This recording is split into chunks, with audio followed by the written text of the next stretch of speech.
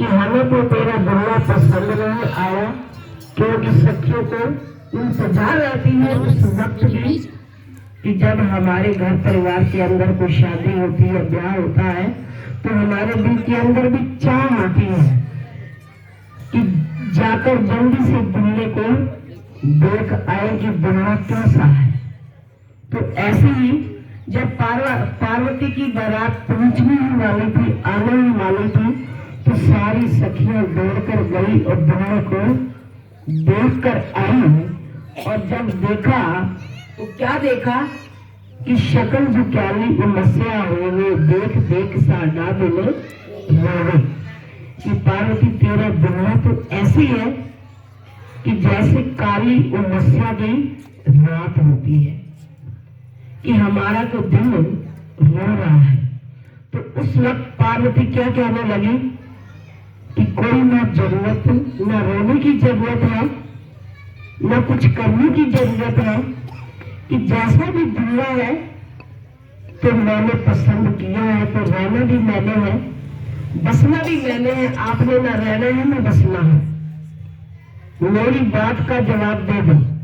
तो उस वक्त जब पार्वती ने ऐसा कहा कि रहना तो मैंने है, बसना तो मैंने है, कि मियाँ बीबी राजी, तो क्या करेगा मियाँ काजी।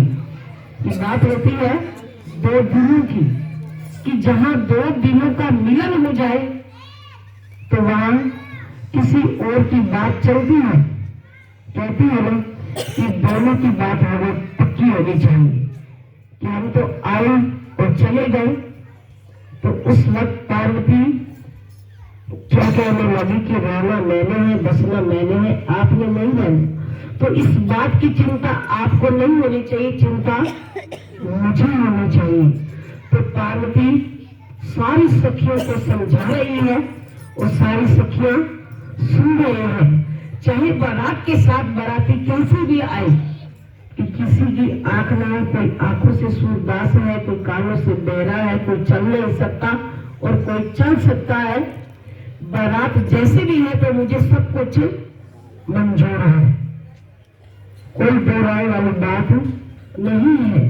तो सब सखियां सुनकर हैरान आपस में क्या कर रही है, एक दूसरे से बातें, कि पार्वती ने पता नहीं क्या सोच समझ कर दुल्हे को मरा।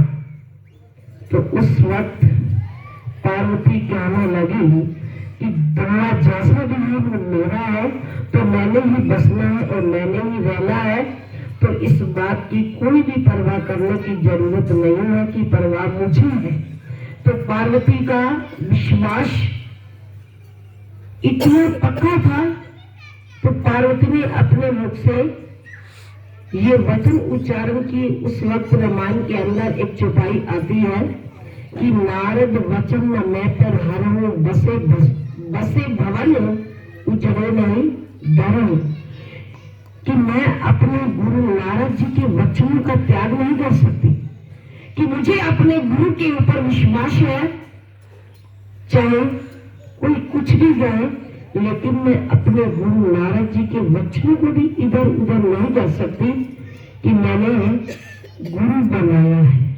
कहती हूँ कि गुरु बना लेने के बाद अदल बदल नहीं करना चाहिए, लेकिन आजकल क्या चला है, फैशन, कि ये गुरु मुझे पसंद नहीं है तो मैंने बदल लिया। ये फैशन नहीं होता, फैशन होता है हमारे तुम्हारे व्यवहारों का, गुरु के बदलने का फैशन नहीं होता। शास्त्रों के वचन है कि गुरु गुरु गे गुरु बावरे, गुरु के रहिए पास, जेबे जे गुरु नर्क में, तो स्वर्ग की न किसे आस। तो अगर गुरु बना लेने के बाद अगर गुरु हमें नरक में भी भेज दे तो भी हमें कबूल करना चाहिए कि यहाँ पर मेरे गुरु।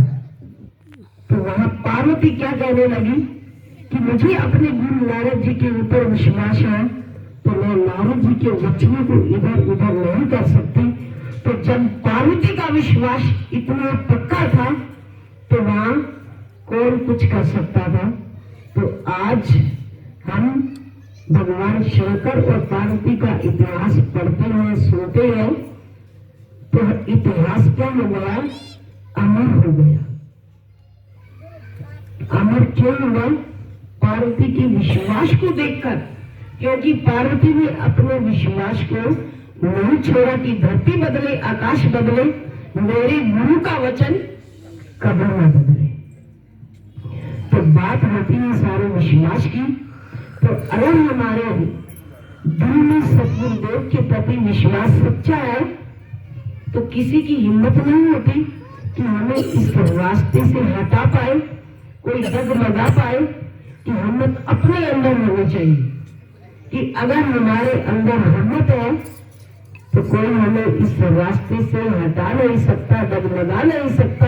कि जैसे पार्वती ने अपने विश्वास को कायम रखा, तो इसी प्रकार अगर हम भी अपने विश्वास को सतगुरुदेव के चरणों में जोड़कर रखेंगे तो हमारा भी नाम होगा। देखो, संगतों का विश्वास, भक्तों का विश्वास सतगुरुदेव के चरणों में पक्का है, अटल है। तो इसलिए हर दम गुरु नानक जी के चरणों में हमारा भी विश्वास पार्वती की मानव बना रहे। और जिसका विश्वास पक्का होता है, सच्चा होता है, तो वही कुछ करके दिखाता है, वही कुछ बन के दिखाता है। तो अगर हमारा विश्वास है तो संसार को पता चल जाता है, व्यवहार से भी पता चल जाता है कि इसका व्यवहार कैसा है। तो हमने ऐसी भावना, विश्वास बनाए हो कि इस संसार के अंदर एक मिसाल हो जाए। तो आज हम सतगुरुदेव के चरणों में क्या